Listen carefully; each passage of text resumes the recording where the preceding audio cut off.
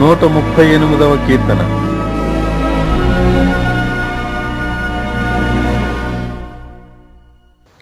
నేను నా పూర్ణ హృదయముతో నీకు కృతజ్ఞతాస్తుతులు చెల్లించుచున్నాను.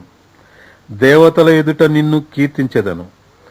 నీ పరిశుద్ధాలయము తట్టు నేను నమస్కారము చేయుచున్నాను. నీ నామమంతటి కంటే నీవిచ్చిన వాక్యమును నీవు గొప్ప చేసియున్నావు. నీ కృపా సత్యములను బట్టి నీ నామమునకు కృతజ్ఞతాస్తుతులు నేను చెల్లించెదను. నేను మొర్రపెట్టిన దినమున నీవు నాకుత్తరమిచ్చితివి.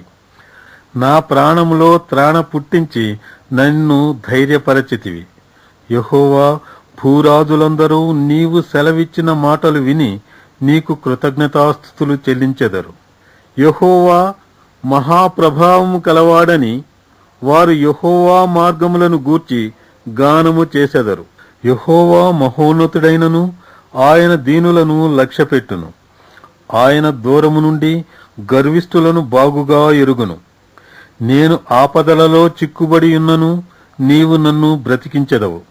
నా శత్రువుల కోపము నుండి నన్ను రక్షించుటకై నీవు నీ చేయి చాపెదవు. నీ కుడి చేయి నన్ను రక్షించును. యెహోవా నా పక్షమున కార్యము సఫలము చేయును. యెహోవా నీ కృప నిరంతరముండును. నీ చేతి కార్యములను విడిచిపెట్టకము.